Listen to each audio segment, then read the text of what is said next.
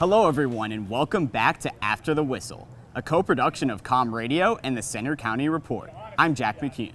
And I'm Eric Fenstermaker. We're back with District 6 football coverage, and we've got highlights of all this week's biggest action. The Bellefonte Red Raiders welcomed Tyrone last night to Rogers Stadium in our Game of the Week. Jake Starr was there, and he has more. On the eve of the 20th anniversary of 9/11, Bellefonte and Tyrone paid tribute prior to its game at Rogers Stadium. Into the action now, early first quarter, and Bellefonte quarterback Nick Way burst into the red zone, setting up a Raider field goal attempt, which was no good. Tyrone then put his foot on the gas as Cortland Rose marched in here for a 37-yard touchdown. Then on Bellefonte's next drive, Braven Crowell took this pick all the way back to the Raiders' 1-yard line, setting the Eagles up for a Brady Ronan touchdown that put Tyrone up 14-0. Not much going through the rest of the second quarter and into the third as Nick Way had no way on this play after he was sacked for a loss. Then Tyrone takes a commanding 21-0 lead after this touchdown late in the third quarter. The Raiders tried to battle back, but turnovers hampered Bellefonte in this game.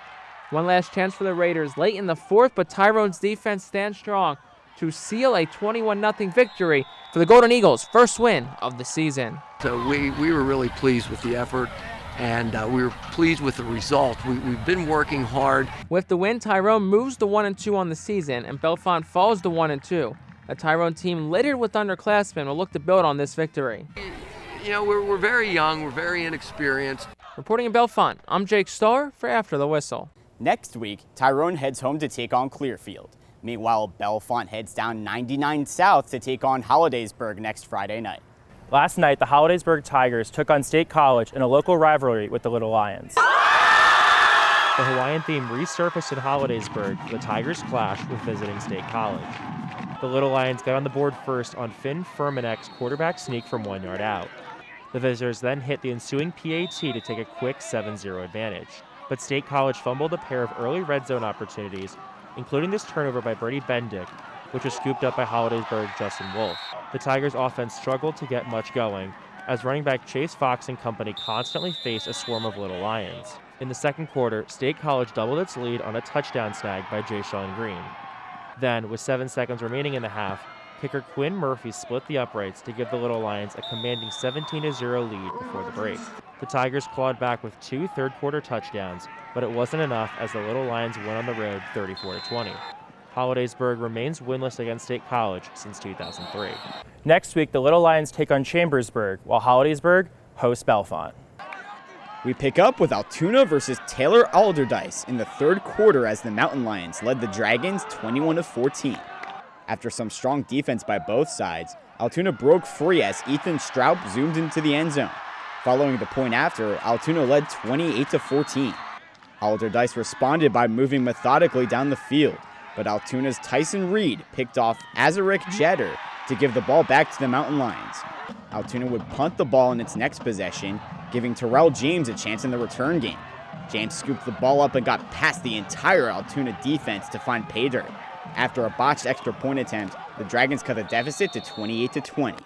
After recovering the onside kick, Alderdice had one more chance at tying the game. However, defensive back Alexander Yost made a great play on Jetter's pass to seal the game. Altoona then took a knee to clinch its 28-20 victory over the Dragons. We have another local matchup as Huntington headed to Phillipsburg Osceola last night. Let's take a look at the highlights. Aloha from Phillipsburg. The Mountaineers hosted the Huntington Bearcats under a beautiful sunset Friday night. It was a defensive slugfest as both teams focused on the run for the majority of the game, but they had very little success. Phillipsburg opened the scoring with a deep pass from Ben Gustke to 6'5" receiver Nick Johnson halfway through the first half.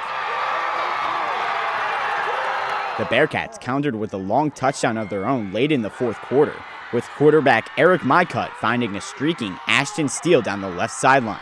However, instead of kicking for overtime, Huntington tried a 2-point conversion where they were unsuccessful, coming up just a few feet short of the goal line.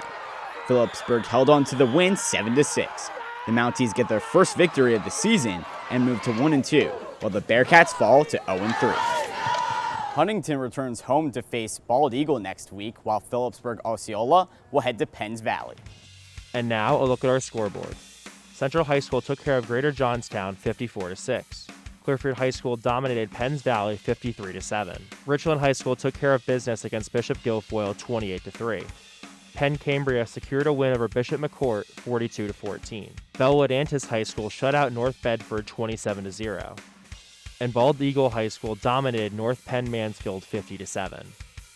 Penn State looks to build off last week's win against Wisconsin as the team welcomes Ball State to campus this weekend.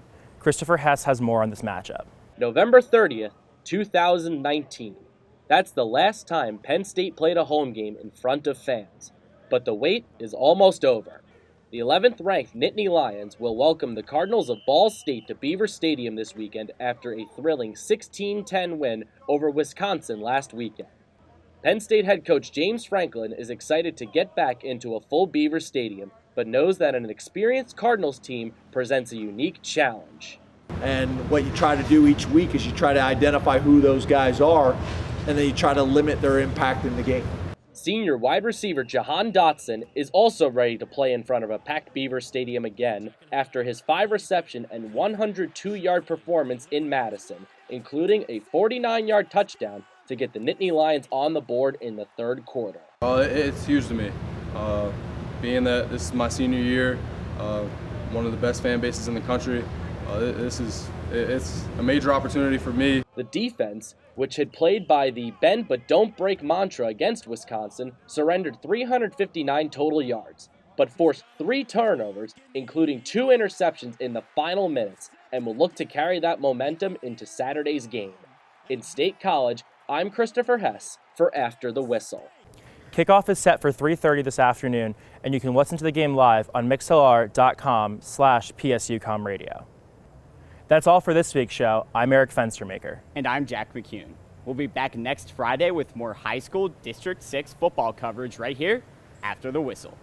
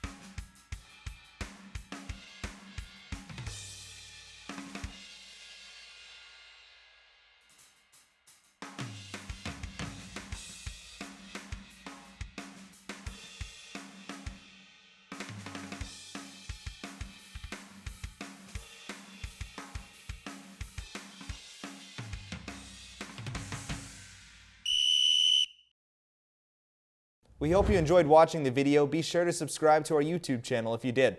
For the rest of our newscasts and featured stories, click here. And for sports, click here. Have a great day, and thanks for watching.